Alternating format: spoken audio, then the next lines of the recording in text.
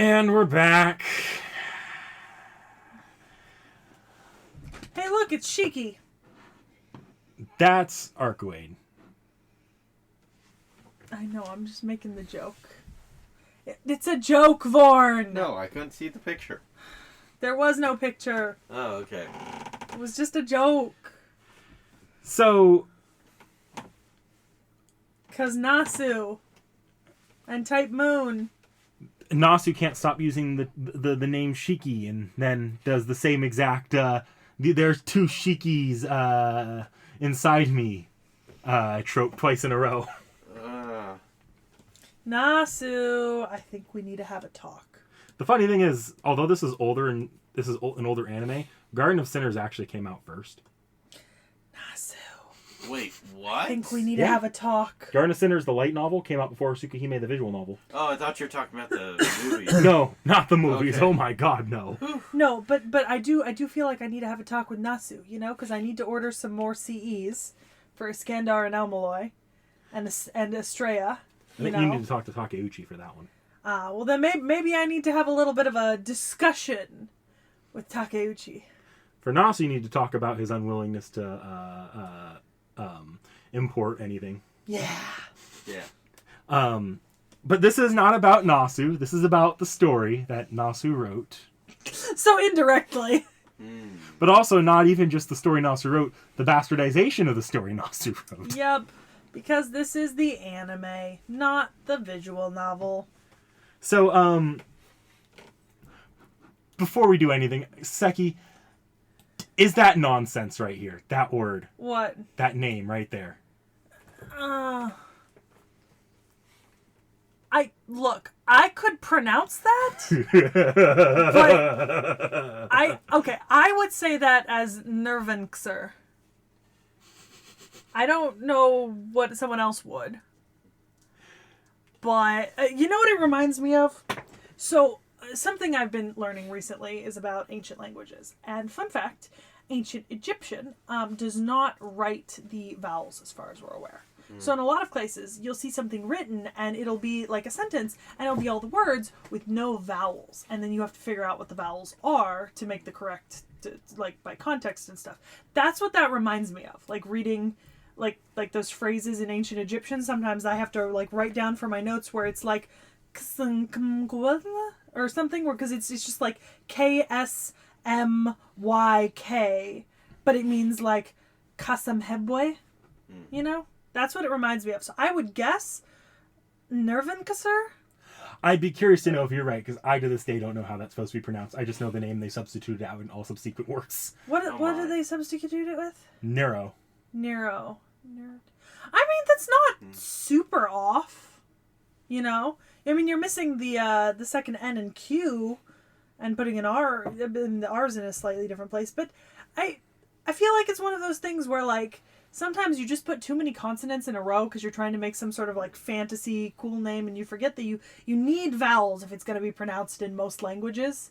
Or people are going to give it vowels. Like, I could easily call that, like, Nervan Quasar or something. That might be legitimately the correct pronunciation. No, but that's what I mean. Like, that to me, at least coming from an English-speaking country, Nervan Quasar would be the easiest way to add in vowels to that. Or Nervan Kasar. Okay, I just needed to get your thought on that as a linguist here. Yeah. It's this name right here. Yeah, Niquinza. That's what I do. Niquinza. You missed the V and the N in the middle entirely. Oh. That's NRVNQ. Okay, did not notice that. That's why I say Nervan Quasar or Nervan Quasar. Yeah, because Q does not always have to have a U after it. Q with a U after it is a pretty English thing.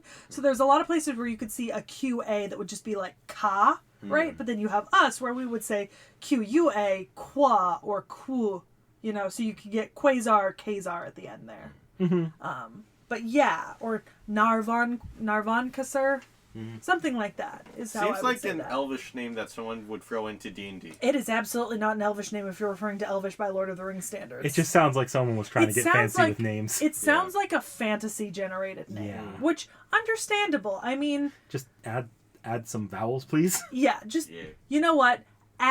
much as when you're using French. Add whatever vowels make your heart happy. Oh my. All right, I needed to throw us on that tangent there because I saw that as I was about to like really get going here. But unlike Beelzebub, this series actually has a story, so I can kind of run us through that a little And bit. there's more Mystic Eyes. It's the same Mystic Eye, technically. I know, but I love Mystic Eyes. So, especially after Grace Note. Once again, we start in a hospital. What is it with these fucking animes in hospitals? Garden of Sinners, this. Fate even starts in a hospital, if you remember the original 2006, where Shiro starts in a hospital. Yeah. What is it with hospitals? Hospitals are not a nice place to be. Stop starting your stories in hospitals. Hospitals are to Nasu as bars are to D&D. Jesus fucking Christ. But beyond that... Nasu, I just want to talk. I just want to talk. It's a great way to start off a tragedy. Always in the hospital. I do like the episode 4 was called Garden of a Cradle. But we meet our main character, Shiki, who has the mystic eyes of death perception. Yep. If you've seen Garden of Sinners, you should be familiar. Yep. And fast forward, he sees a vampire and does the only logical thing you do when you see a vampire. Kill the fucker. I feel like this boy needs some lessons in, like, situation de-escalation and, like, diplomacy. You know? I mean, it's a vampire. He didn't really know that, though. Yeah. Like, boy needs some lessons in de-escalation. So, because of that, we just get, like, the gored up appearance of Arcoade in pieces. Yeah. Which is disgusting. And... surprise, surprise, the vampire's not dead, comes back and tells him, hey, you're my bitch now, or you're dead. And then they hunt vampires in the city. And then they get the lecture that I got about true ancestors and dead apostles. Yes. Back during Halloween. One of the Halloween I think episodes. I gave you that lecture when we did a Vlad the Third. I think because we that covered was it. Dead Apostle in conjunction with him. Yeah. So I already got this lecture. Vorn, did you understand that lecture at all? Fuck no. Alright. I'm going to go to Facebook and you're going to explain to him all about this for him in the audience. So so you see vampires here, but there's a difference between the vampires like Nero and Roa that you see in this anime and Arcoade. Arcoade, while they are both vampiric, Arcoade is what's called a true ancestor. True ancestors are kind of like the Earth's response to having humans on it. Because something needs, not necessarily cull the population, but keep them in check or have an option in case humans do need to be, genocided. Yeah, great. The counterforce argument, then. Not the counterforce. The counterforce is actually the human side of it. The vampire side of it is Gaia. Okay. So it's Gaia versus the counterforce or Alaya. So they make these vampires called true ancestors. And true ancestors, they're meant to sleep unless needed to protect the Earth. Great. But over time, they start making other vampires through drinking their blood, or other people recreate the being of a vampire outside of the true ancestors, and they become what's called dead apostles. You see, this holds true for Fate and Tsukihime. The two universes diverge in that in Tsukihime, the dead apostle, the counterforce Alaya is not strong enough to actually manifest servants. So in Tsukihime, the dead apostles are able to organize into a group called the Dead Apostle Ancestors. That's what Nero and Roa are here. Okay. Skimming over some details. So that is what the Dead Apostle Ancestors are, and then you have the True Ancestors, which are Arcoade. There are a bunch of Dead Apostle Ancestors, not all of which are actual Dead Apostles, but they are vampires or vampiric in nature. So the counterforce is like the ones that are that gave Shiki the Mystic Eyes now, then? In Garden of Sinners, not really, no. The counterforce is what summons Emiya to go nuke communities when the timeline's at risk. It's what created it's sort of what regulates servants in general. Yeah. I'm not going into like full servant lore here on what their point in the counterforce. Yeah, but no, like, since you said counterforce is weaker, what the fuck does the counterforce now do? Just does nothing? It can kind of nudge people into place, or it's sort of like, you know how in Star Wars you have the Force, where it's like, Yeah. the Force kind of pushes you into meeting someone. It can kind of end up with things like that, or someone can find themselves stronger in a moment, that kind of shit. But you're not getting full-on servants. Okay. The difference here is when the counter force is strong enough, servants keep the dead apostles in check, so they don't organize into the dead apostle ancestors organization. Cool. When the counter force is not strong enough, so humans don't value their history enough, servants can't manifest, and vampires are basically at any given time they're capable of just wiping out entire cities. So just wondering, what happens when the counterforce is the strongest one and the vampires are the lowest one? Fate. You remember in Fate Zero there were dead apostles? Oh. You see dead apostles in some of the flashbacks with Kiritsugu. A little bit. I don't remember really. You can still get a dead apostle in in Fate, but you cannot get the organization. They can't really organize without being just nuked by an Emiya. Okay. So there's no like neutral point of them just being equal. No. Okay. You do see dead apostles show up in Fate, but you're never going to see the organization the dead apostle ancestors show up in Fate. Okay. So you're never going to see Roa and Nero as part of a large conjoined organization. But a lot of the vampires do still exist. Like Arcoid is technically in the Fate universe, just maybe probably sleeping. Okay. Cool. Yep. All right, that was the lore dump over. Okay. All right. It's like I didn't need that again, so basically shit gets fucked. Yeah. Yay. So I gotta ask you all, when you hear vampire, does Nervicture at all come to mind as what a vampire is supposed to be? What's Nurture look like? The guy that had the animals coming out of him? Oh. The only one I can really think of something like that was more Shadow Tier, but that was for Shadow, so... not really.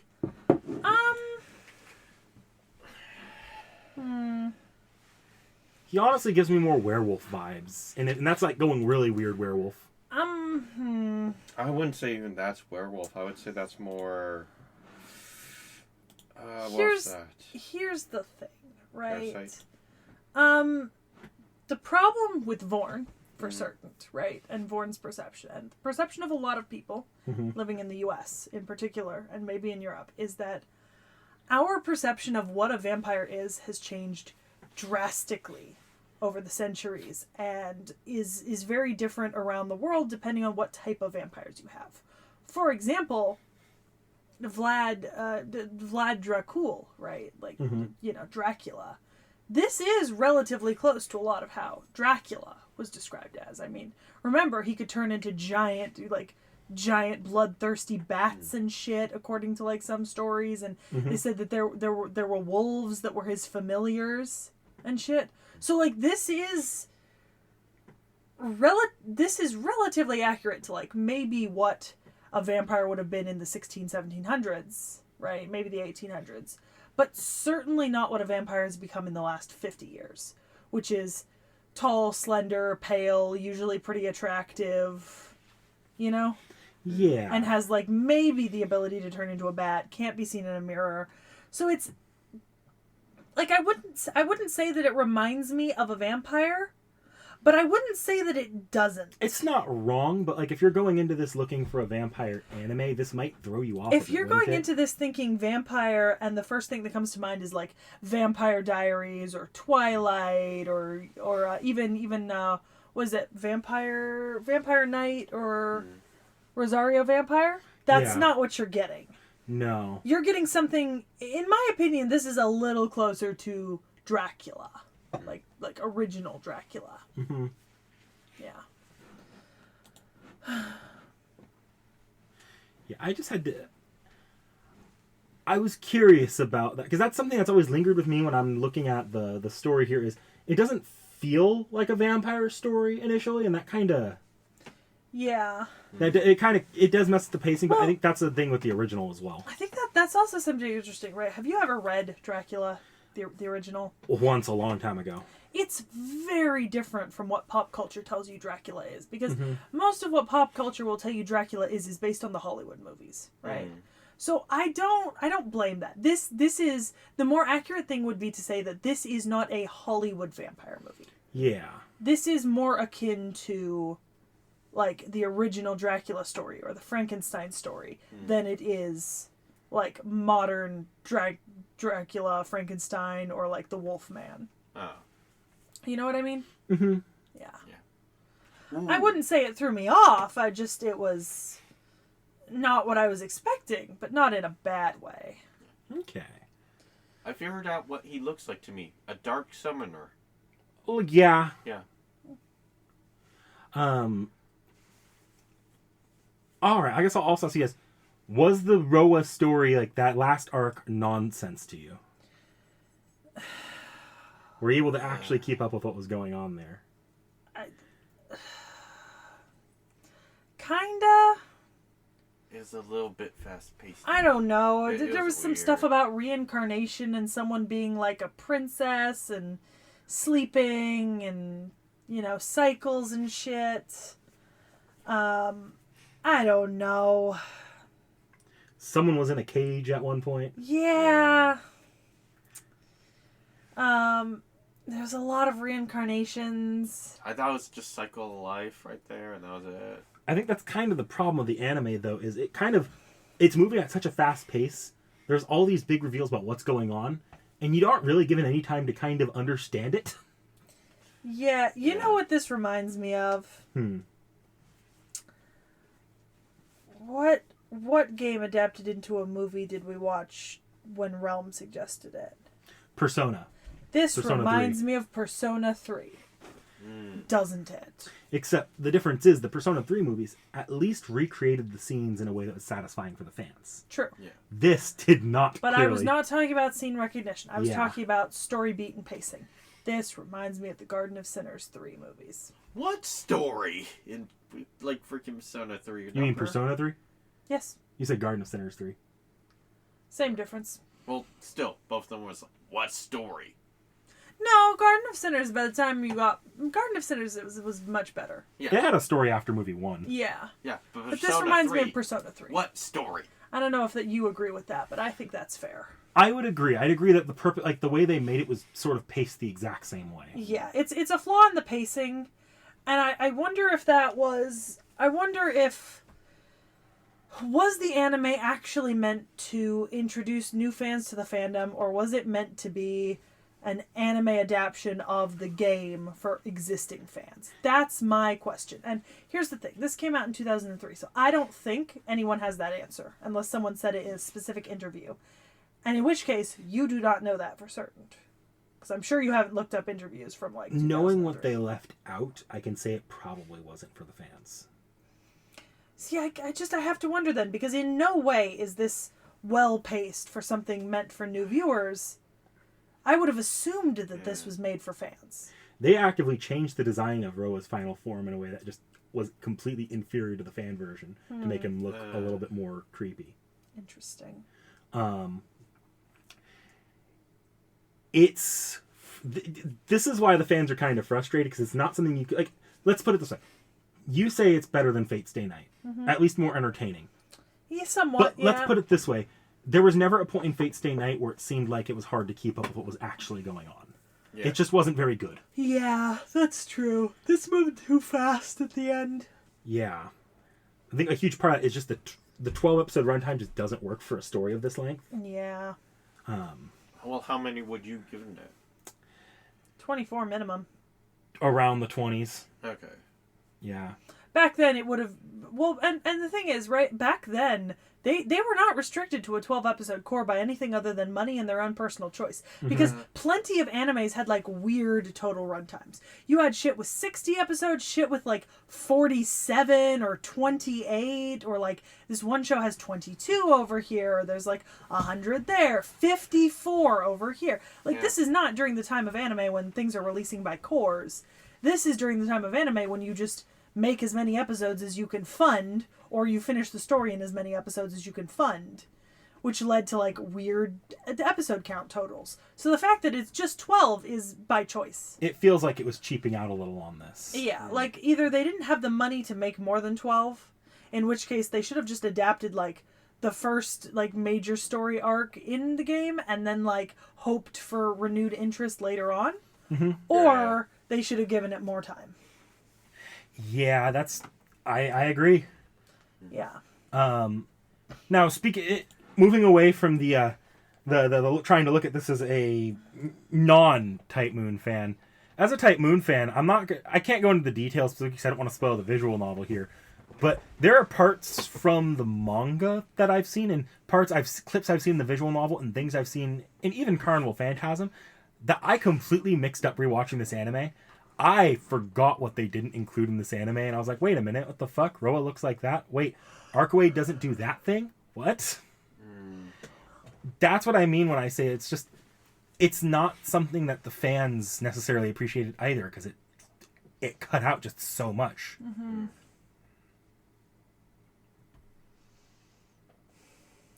Seki's reading up on some history here. Mm-hmm. You can keep talking. I'll chime in if I see something interesting that I think should be mentioned. And it doesn't even stay true to the original visual novel route at all times. There are parts, I believe, that are taken from other routes, if I'm not wrong. And So it says the anime plot is based on the route of Arcwade. yeah. But the staff thought that it was difficult to include all the elements of the original in the short number of episodes. So no important setting is drawn, and changes have been made to both the setting and characters. Yep. Yeah. My question is, but why limit it to 12? There's no answer here, and I'm Probably certain. a budget thing. I'm certain, but I don't know. I'm just curious. I'm just very, very curious.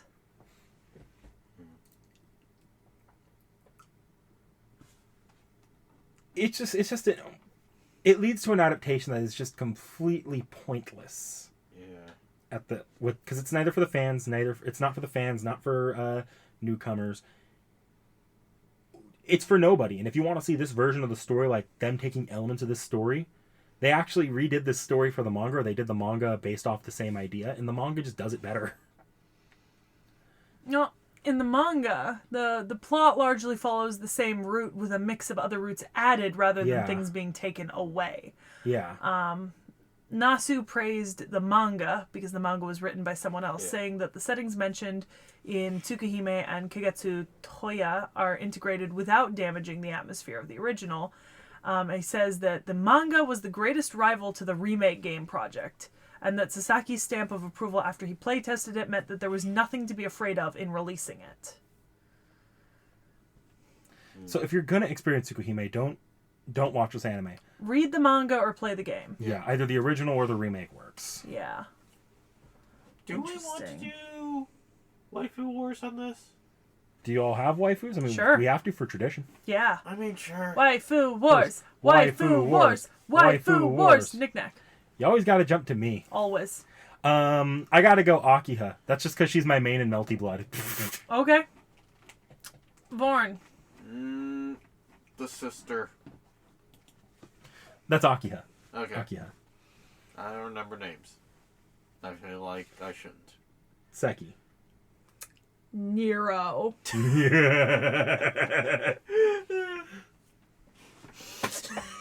Mostly because he reminds me of Thick Vlad. Vladdy, one might say. Wait,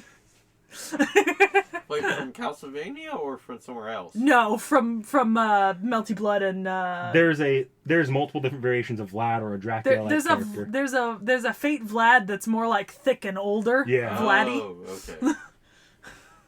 Vlad Extra, if you guys aren't figuring this out.